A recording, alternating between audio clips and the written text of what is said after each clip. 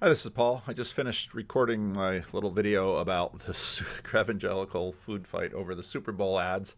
And I want to pick up again with St. Francis and also the rise of Islam. I find the story of the rise of Islam very interesting, but I want to couch it in a sense in a lot of what Chesterton does in having to deal with the question of St. Francis. So you can go back to the first video where I had something of Islam and then St. Francis. I'm going to do the same thing.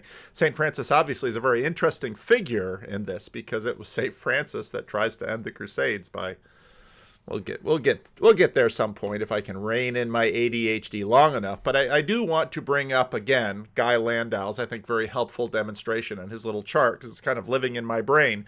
That model is living in my brain in terms of the story. And some of you had noted in the comments that, well, you're trying to create a model out of story. Yes, this is part of the conflict here, where in some ways, once you say story as such, you've already brought it into the model world. And that's part of the dilemma that we have we have this recognition that propositions have their limitation. They haven't given us the monarchical vision we had hoped we could achieve through them. But you can't do anything without propositions. Models have limitations, but you can't do anything without models. That sentence right there, you can't do anything without models, there's a model. You can't do anything without models, it's kind of a story too. So you see, you're just kind of going both ways between model and story and model and story and model and story. So that's always going to be with us. Now, let's begin. I really love that first video that talked about Islam and St. Francis. I've been reading Thomas Carlyle, and some of the comments in the Islam and St. Francis video were really excellent. I really appreciate it. And again, I don't positive comments are nice. They're just, it's fluffy. We love Paul. I love you too. Little warm bath of love. I do these things that I know that Chad's going to clip and they're going to become branding on Grizz's channel. So there you have it. But the critical comments are twice as helpful in some ways, as long as they're done in a helpful spirit. Because to say, oh, PVK is all wet, well, that's not new. I get all wet every morning when I take a shower. I'm all wet half the time at least when I open my mouth. That's okay. But how? Tell me what I did wrong and write it in a compact way, because it's a comment, write it in a compact way that others can see and understand. One of the things that I've been hearing a lot of lately is, Paul, your channel has so much engagement. I don't all channels have the same kind of engagement. Fleabus made a great comment. He watched this one video on a major channel with all kinds of views, and then he went to Chad's channel and he said, Chad has better comments on his channel. That's because of you. That's because of the excellent comments that you devote, and Bridges of Meaning Discord and all sorts of things, the other little channels and this little fire ant flotilla all grow out of the fact that you have left good comments and you found comments insufficient. So you decided to start a channel and participate in this game and not just sit back and consume. So really enjoyed the comments on that first Islam and St. Francis video. So here's another one. And this time, instead of starting with Islam and going to St. Francis, I'm going to start with Chesterton and St. Francis and then go to Islam. Because what Chesterton begins with is the question of historiography. And it's also the question of, to what degree can we know the past? Now, we have to do so through models in many ways, but what Chesterton shows is that our models are so often so shallow. Chapter 2. The World St. Francis Found. The modern innovation which has substituted journalism for history, or for that tradition that is the gossip of history, has had at least one definite effect. It has ensured that everybody should only hear the end of every story. Journalists are in the habit of printing above the very last chapters. Now, I have grown into the fashion of starting chapters of books multiple times. I'm still in chapter 2 of Faith, Hope, and Carnage by Nick Cave, because I get to some things that he says and it just They just stagger me, and I have to chew on them, and I have to wrestle with them, and some of them become videos because this is how I chew and wrestle, and I do it with you, and you respond in the comments, and I go back and forth, and you impact me. I mean, if there's maybe the reason this channel has grown is because I listen to you. And you say things that I can't listen to all of you. There's too many of you already. And so you have to up your game. And if PVK is going to hear me, I have to phrase it in a certain way. And you're meeting the challenge. But anyway, I've started this chapter like 5 times. And each time I've gone through it like 5 times. And each time I go through it, I hear more and more. And I appreciate it more and more. And this gets into this question of, okay, so the rise of Islam, that used to have, for me, it was so low resolution. You look at a map, and it used to be Christian, then it was Muslim. It's sort of like, well, Chesterton's going to talk about it. What's fun is that this is before the Second World War, so the names and the places he talks about, all that stuff gets scrambled again in the 20th century in Europe. Of their serial stories, when the hero and the heroine are just about to embrace in the last chapter, as only an unfathomable perversity prevented them from doing so in the first, the rather misleading words, "You can only begin this story here." But even Now shout out to Mark Lefebvre, because for a long time Mark Lefebvre was talking to me about middle out. I was like, what the heck is he talking about, middle out? This is some of that, and I'm sure I don't have it completely right, and I'm sure Mark is going to correct me. But Chesterton's point here is that we always start the story from the end. Now, in a sense, you don't really know a story until an end. And often when there's a death of someone, that is an end, but seldom do their stories end when they die. Because one of the crazy things about history is we keep looking back on it through our lenses, and what was salient to the people who are living through the story is different for us looking back onto the story.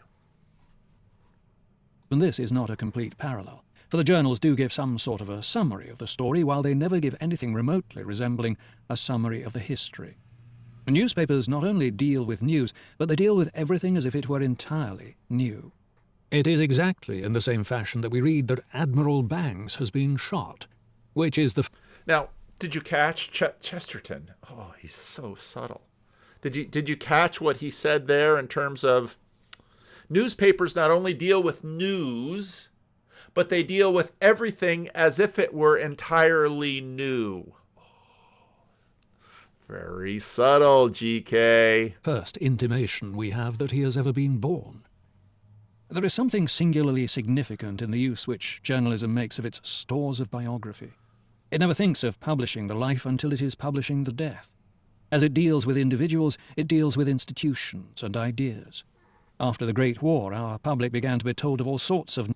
And that's key. I keep hitting the wrong button. And that's key when he says, oh, stop. Oh, gosh. Okay. As it deals with individuals, here's a death, here's a biography. So it deals with institutions and ideas. In other words, we only deal with them when they're dead. The Ottoman Empire, when it's dead. Nations being emancipated. It had never been told a word about their being enslaved. We were called upon to judge of the justice of settlements, when we had never been allowed to hear of the very existence of the quarrels. People would think it pedantic to talk about the Serbian epics, and they prefer to talk about the Yugo-Slavonic international new diplomacy. And they are quite excited about something they call Czechoslovakia, without apparently having ever heard about Bohemia. Things that are as old as Europe are regarded as more recent than the very latest claims pegged out on the prairies of America.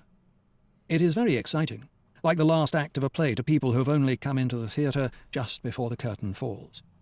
But it does not conduce exactly to knowing what it is all about. To those content with the mere fact of a pistol shot or a passionate embrace, such a leisurely manner of patronizing the drama may be recommended. to those tormented by a mere intellectual curiosity about who is kissing or killing whom, it is unsatisfactory. Most modern history, especially in England, suffers from the same imperfection as journalism. At best, it only tells half the story of Christendom, and that the second half without the first half. Men for whom reason begins with the Reformation can never give a complete account of anything, for they have to start with institutions whose origin they can never explain. And, this was, I think, a big defect of, let's say, my theological education in the Christian Reformed Church. Some of I think that's been corrected, actually, at Calvin Seminary now when I look at a lot of the professors who are there. But you just sort of, again, you say, well, Jesus, Book of Acts, and then, well, it all fell apart at Constantine, and then Reformation period where we get back to Jesus, Book of Acts. I've got books from the Christian Reformed Church Publishing from the 1950s that the books basically read that way. And Chesterton's point is well-founded. Reformation from what? Why only these parts? And of course, a lot of that has grown now. You can read far more. Or generally even imagine. Just as we hear of the admiral being shot, but have never heard of his being born, so we all heard a great deal about the dissolution of the monasteries, but we heard next to nothing about the creation of the monasteries.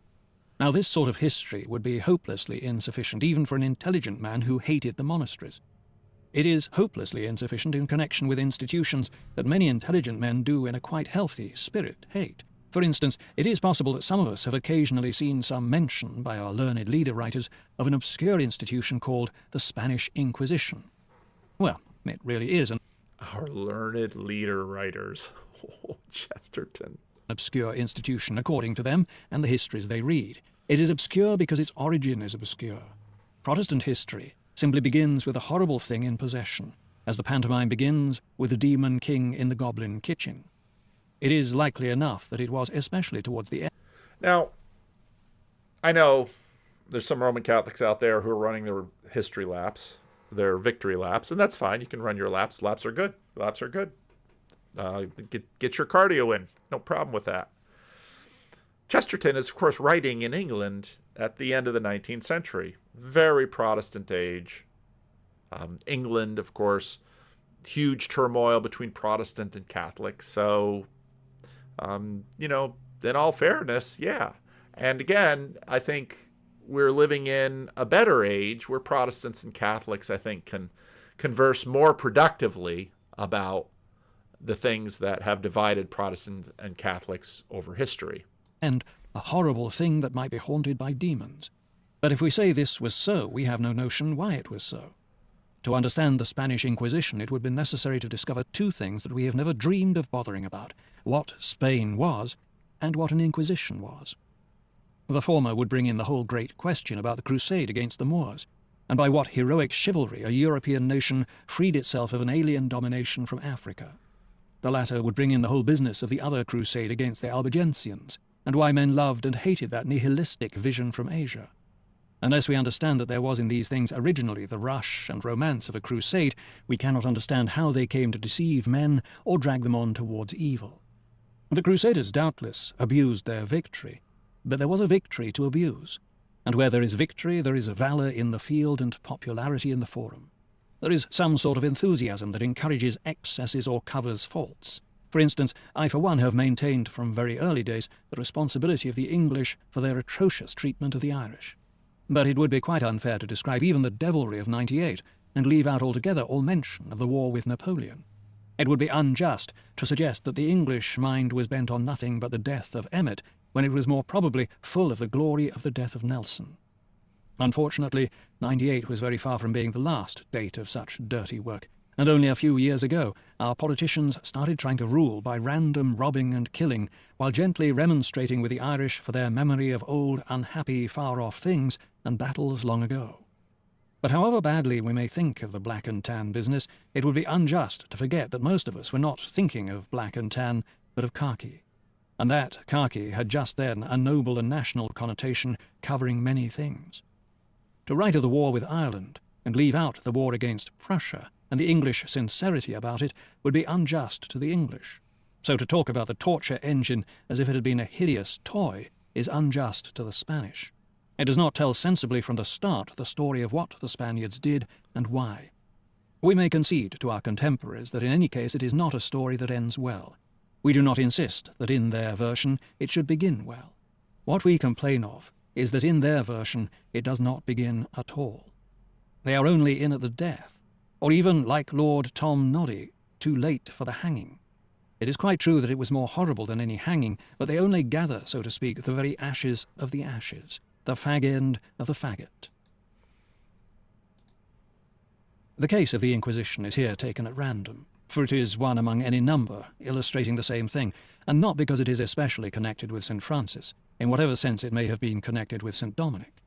It may well be suggested later, indeed, that St. Francis is unintelligible, just as St. Dominic is unintelligible, unless we do understand something of what the 13th century meant by heresy and a crusade. But for the moment, I use it as a lesser example for a much larger purpose. It is to point out that to begin the story of St. Francis with the birth of St. Francis would be to miss the whole point of the story, or rather not to tell the story at all. And it is to suggest that the modern tail-foremost type of journalistic history perpetually fails us. All right. The book is in public domain. You can get it on Kindle, nicely printed up. This is the version I have. What's 99 cents or something like that. The audiobook is out there. But the point he's making is an excellent one. And while we don't want to carry the point too far and say, well, then why study anything in history at all? Study we must. Study we must. We'll have difficulty grasping. And this is the point of models, in that, again, the world is too big. Combinatorial explosiveness is too massive. We have to have models and names and tools to try to manage things, and we hope that we can have a bit of accountability and reality with respect to these models, yet they do all fall short at one point or another. So in my St. Francis Islam video, the last one, what was it called? Yeah, this one, Islam Meet Mr. Enlightenment, Moderns Meet Mr. Francis, The Lover, Awash in Historiography. I took a little bit of the front end of the Exploring the Quran and the Bible, the Fred Donner conversation, and I really was looking forward to the second part of the conversation. But then Ash, who's been on the channel, this is, again, where, I mean, you guys all make me smarter. I really like it. I really appreciate it. And sorry that you're trying to make me smarter sometimes at a speed I can't take in, because it's only one little head and it's got to take all of y'all in. But I said, oh, no, this is a... This is a much better conversation. Jack Tannous, The Importance of Syriac, Simple Believers and the Making of the Medieval Middle East. So I went and downloaded the sample of the book on Kindle.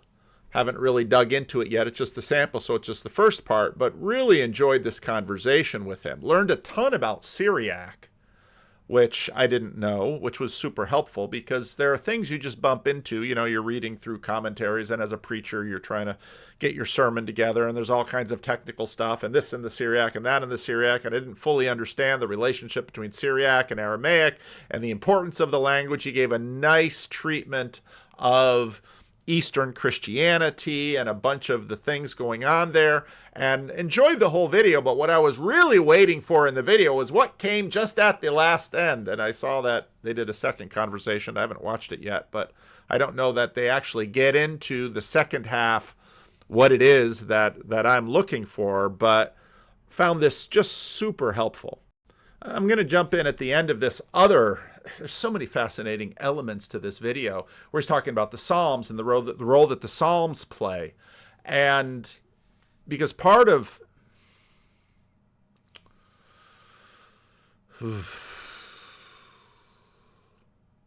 people often treat the Bible like it fell out of the sky.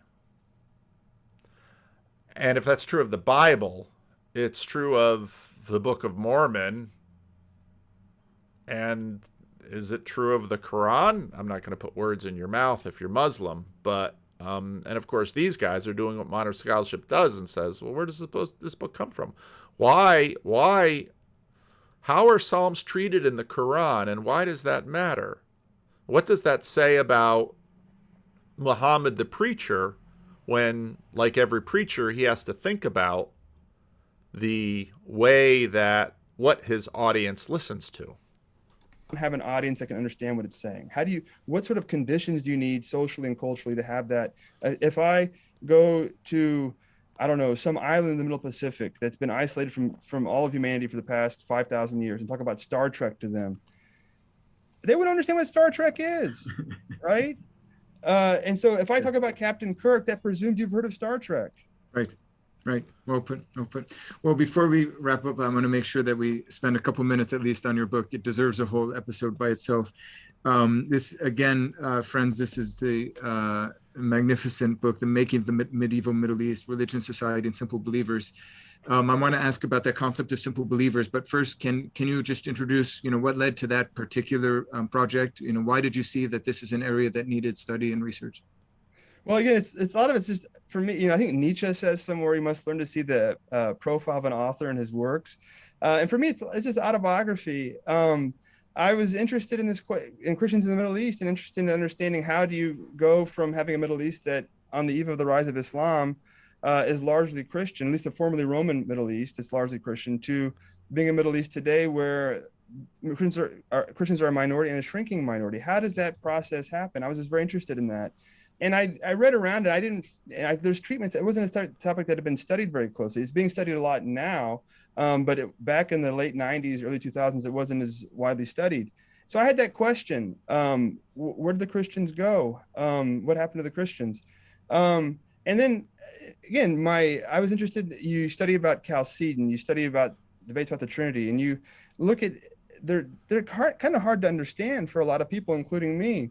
And my father's family, his generation of his parents, they're mostly illiterate, largely illiterate. They lived through 1948 war and the war in Lebanon. And, my dad's dad thought the earth was flat. And so I was like, how do people who don't have much education, how do they understand Chalcedon? And how do they understand? I told the story before. I'm such a troublesome person. So I was working in the Dominican Republic, and I was visiting these churches, and the way it worked out is that I would almost always visit the churches when they'd have a special event. And so I'd show up and I'd be the big, tall, young, white missionary for the special event, and sort of giving authority to the pastor and credibility to the little church in the middle of this community. And I didn't have clue one as to really the depths of all the things I was participating in. And as the young Protestant American, I just got frustrated being a figurehead. The reason I was a figurehead is I couldn't do much else. So maybe at least I could be that. So I wanted to do something productive. So I decided I was going to visit all of the churches in my region, no matter how small. Well, I could never do that because some of them were really small. And I was going to go there 4 Sundays in a row.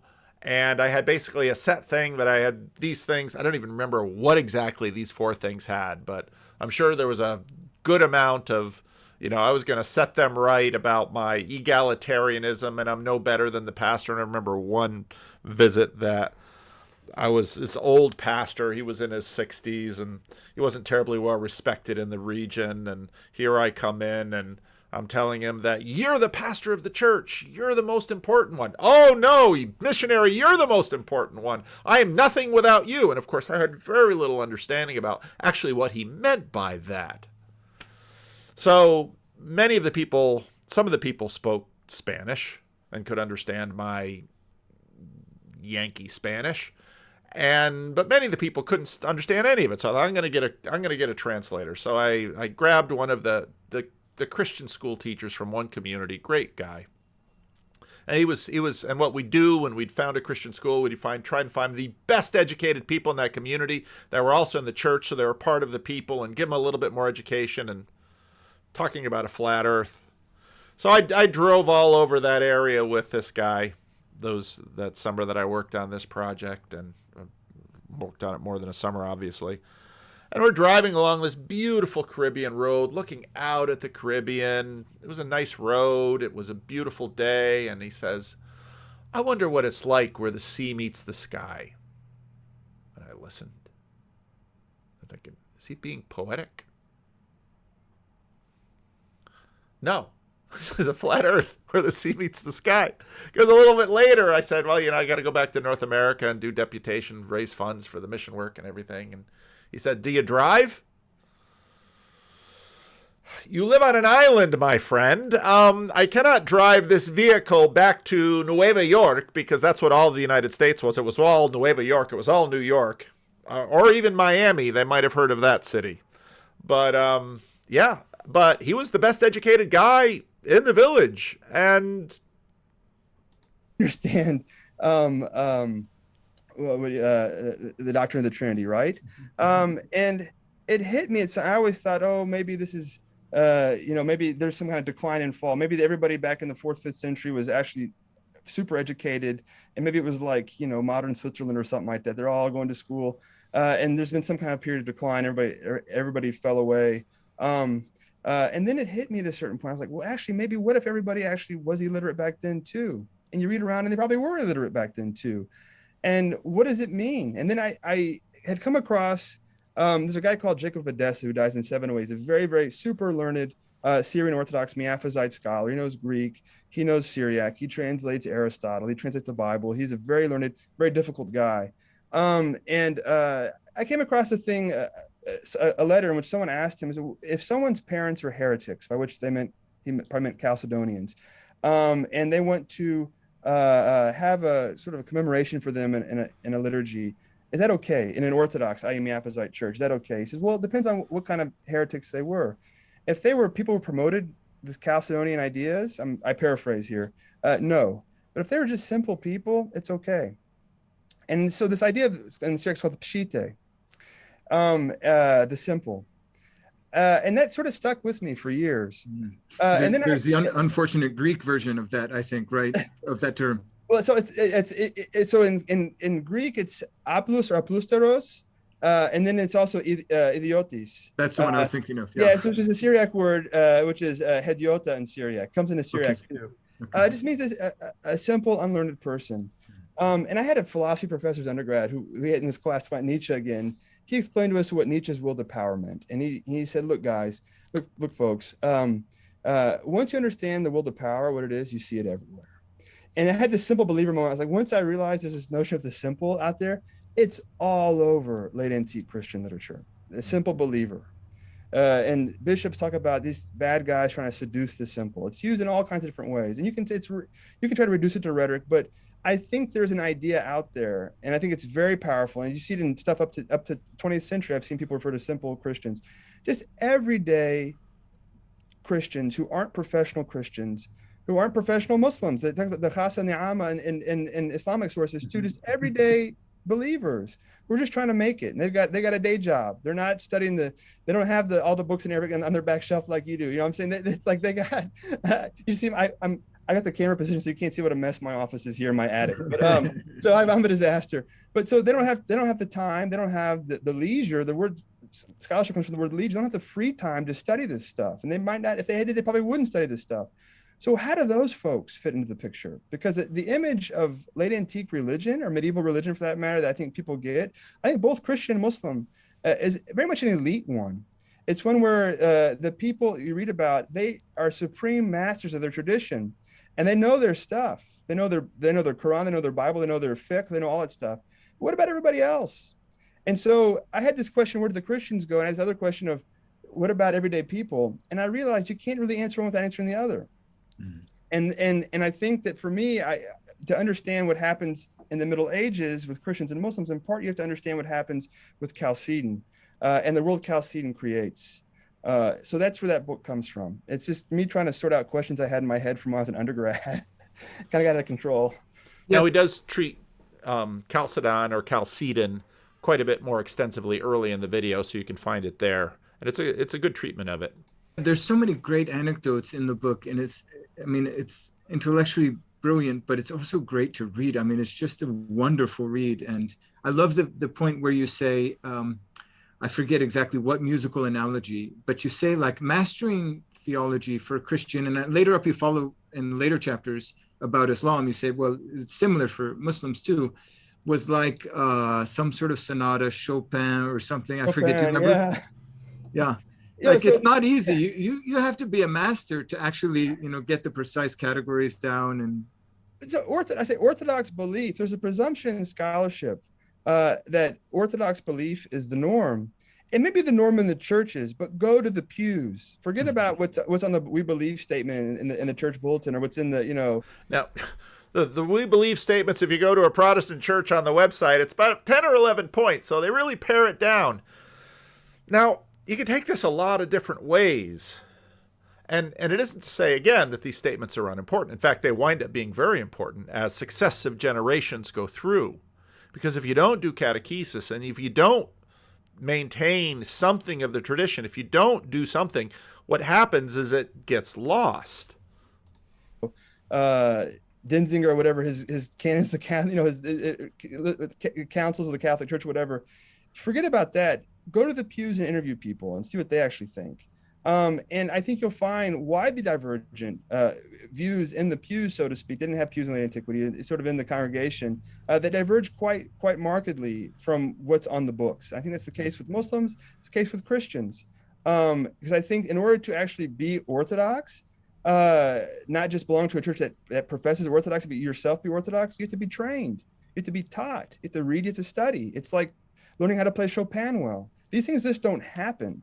Right? It's sort of like watching a figure skater nail a landing, or a gymnast nail a landing, whatever. These things, it's got to thread the needle to get your things right.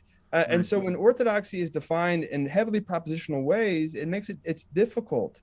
So I think that, again, and maybe we're living in a post-Reformation, post-print, I don't know what world. People can read, there's high levels of literacy, so we conceptualize what it means to be a Christian, or be a Muslim for that matter, in very highly intellectualized ways. But I think that in the late antique period, ritual and its ability to shape your life and to take you you're part of a story of God's action in the world, a Muslim story, a Christian story, and you live your life in the context of that story, and you learn that story from the liturgy. In a Christian context, and you take part in the life of the church, and that's what shapes you, I think. I mean, again, I'm not a theologian. This is just my own reflections. No, it's really well, but yeah. So I have just two final questions, and then I'll leave you in peace. Stop bugging you. The first is questions, and then I'll leave you in peace. Stop bugging you. The first is there's the element of the book which enters into early Islam, the early Islamic period.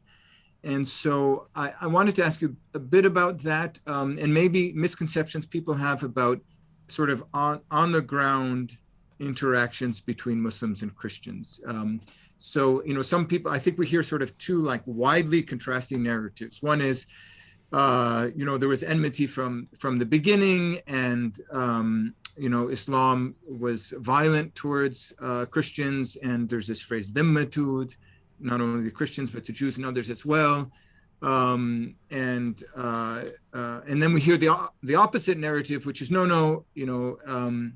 especially in the context of Andalusia, Spain, or Baghdad in the 9th century, maybe. But generally that, Islam was very generous and magnanimous in its treatment of non-Muslims, and Christians, especially in the Middle East at the dawn of Islam, they were so glad to cast off the yoke of the Byzantine Empire and welcome their new overlords with open arms, and relations are always great unless someone interferes from the outside. So based on your research from the book or other thoughts, like what was it actually like in 7th, 8th, 9th centuries on the ground? So I think there's a model. Again, go back to the video I made about all the hullabaloo about the Super Bowl ads. What's it actually like? Well, what do you mean by actual? You mean like right here on the corner of Florin and Amherst? Right now, at this time, in this person, in this head, to whatever degree this head is unified and having one consciousness and one focus? it depends very much on where you are and sort of what the weather is that day. I think it's really hard to make broad brush statements. I think that there's an idea because of the Christological controversies, because of the meddling, at times violent meddling from the Byzantine emperor, that people were happy to throw off his yoke. But I think it's also important to point out that the emperor was a Christian emperor. And I think that Christians, regardless of their confession, still looked up to him as sort of a very important figure. And one piece of evidence for that is the Apocalypse of Pseudo-Methodius, which is written in the late 7th century, which very well may have been written by a Chalcedonian. But it's, I think the first time it's cited is by a member of the Church of the East, so-called Nestorian. And it's preserved largely, or maybe exclusively, in Miaphysite manuscripts.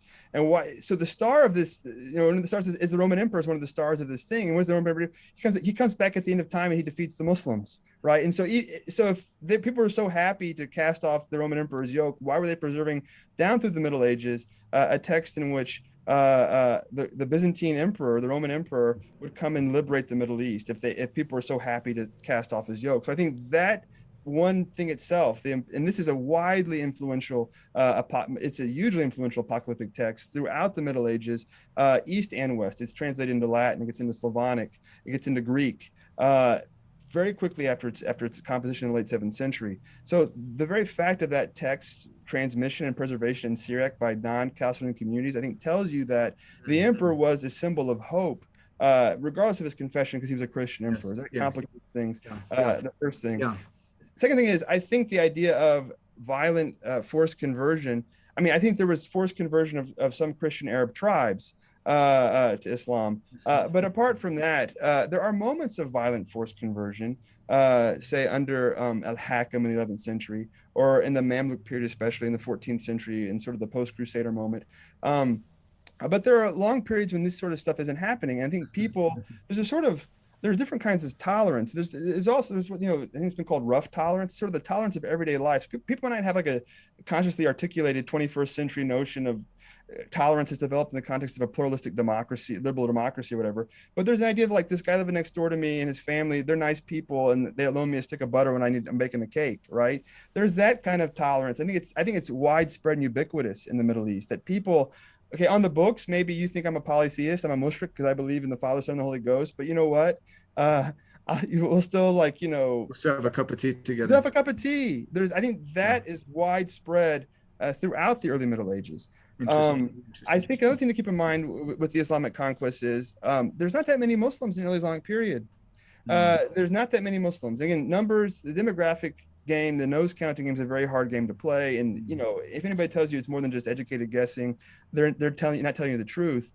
But I think Patricia Crone estimated between 200 and 500,000 Muslims immigrate out of Arabia and spread throughout the conquered territories from Spain all the way to Central Asia, 20 or 30 million people. So there's 200,000, 500,000 people in the context of 20 or 30 million non-Muslims. There's not that many Muslims. If you look at the Islamic sources, and again, we can debate the whole revisionism versus non-revisionist thing.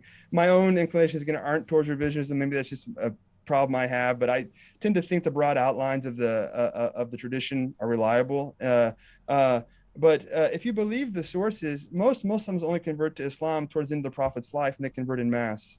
And again, ask yourself, if you're there, what does it mean to be a Muslim? If you belong to a tribe which someone has gone to the Prophet and converted on behalf of the entire tribe, what do you know about Islam?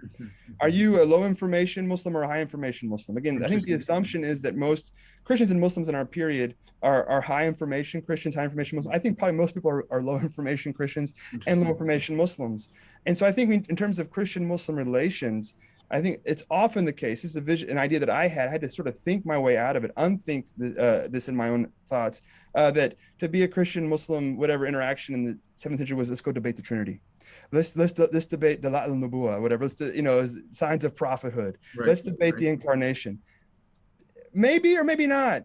Again, the butcher, the baker, the candlestick maker. And then again, look at the internet these days. It's like the Wild West. The level of Christian-Muslim debate on the internet, which I've sort of dipped my fingers in recently, just sort of looked at, the level of information is appallingly low. It's really a lot of misinformation. But maybe that's our period was like. People just. It's all going to change now with this. It's going to change. With this interview. Right here. It starts right here. Exactly. Yeah. So I think that I think we have to assume that. Now I'm running out of time, so I'm going to have to Just like with the Super Bowl ad, people will watch something like this and they're just, your biases are going to govern sort of where you go. Again, that's relevance realization. These biases are there for a reason. You sort of give something a sniff test. I think it's helpful just to take the pieces of it and put it up there, especially because we have the natural indication if we want to take this and want to apply it to now for us. Few observations. Number one, institutions, ritual, liturgies, teaching, catechesis, all of these things matter.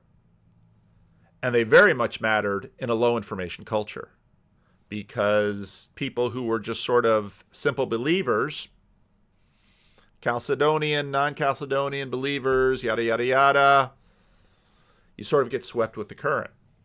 Now, what does that mean? Now, when I hear something like that, people get all excited about, okay, well, then we have to double down. Well, yeah, maybe.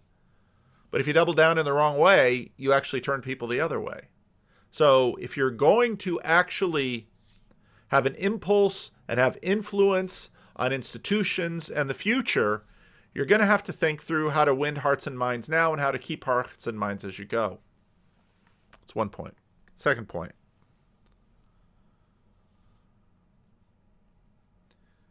Many of these simple believers were probably living in a situation which was, again, this is before the printing press, very low rates of literacy. Knowledge is primarily transmitted through liturgy and ritual. And the majority of what people needed to know was probably dealt with farming, ranching, agriculture, or business. A little bit of technology. Rates of urbanization, I don't know what they were for that period, and they varied by place to place, time to time. We live in a very different context now. I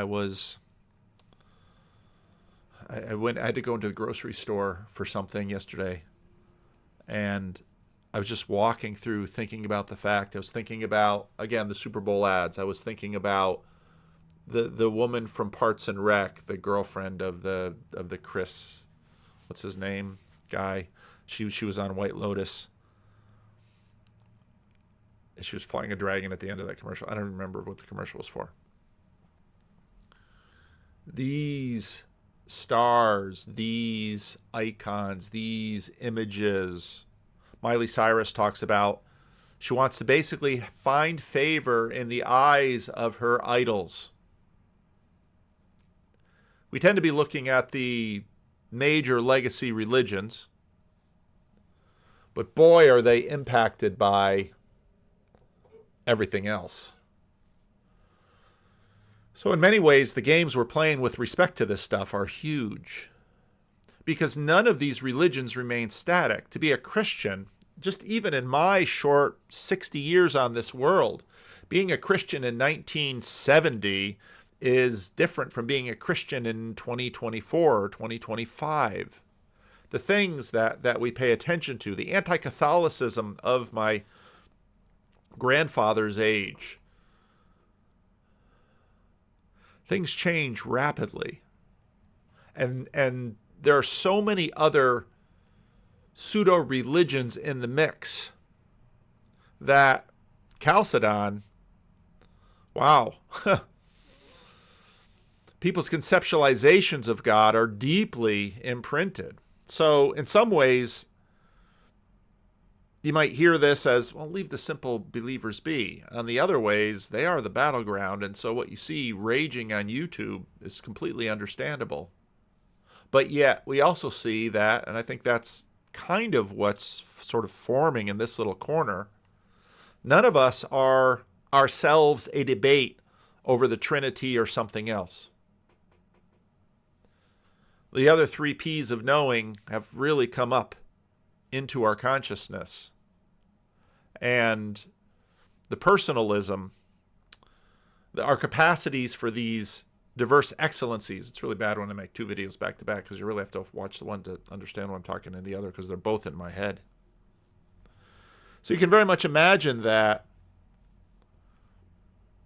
you can have huge swings of what to us look like categories, and over time are incredibly significant.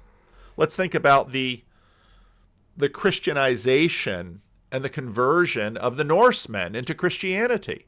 That was even later than the Islamic period. And paganism lost. I mean, part of what happened in the 19th and 20th century missionary efforts was that they discovered that these axial age religions just could wipe the floor with animisms and paganisms. And in some ways, in Africa, it was a race. Whoever would get there first, the Christians or the Muslims, would basically colonize the religions of these animistic peoples. Well, those waves have gone through, and Christians and Muslims are out there now, and the differences between them, with all of the complexity that there are within all of the different communities and gradations within these communities, and with all of the levels of literacy and now media impact and image impact, and James K.A. Smith, who I don't mention on the channel often, I think he's coming to Sacramento. I should look that up. I should probably go to that. You know, we have all of these liturgies of regular life. And we don't necessarily tag them as religious because they're secular. But they do form and shape us. So, what happened? Where did the Christians all go? Really, questions probably are how many successive generations in which certain formations lost and other formations grew. Now, America has had its version of folk religion. You can usually find it in the movies. And when I talk to people who sometimes are in the pews, usually people in the pews have a little bit more formation. They know a little bit more. Not always. But when I go out there and talk to people who are sort of unaffiliated and ask them about God and right and wrong and good and bad, oh, Hollywood shapes that vigorously. And yet, as mass media sort of loses its grip, then we have smaller and smaller niches. Boy, is it going to be a crazy world we're heading into. Anyway, I am out of time. It'd be really interesting to read the comments on this video.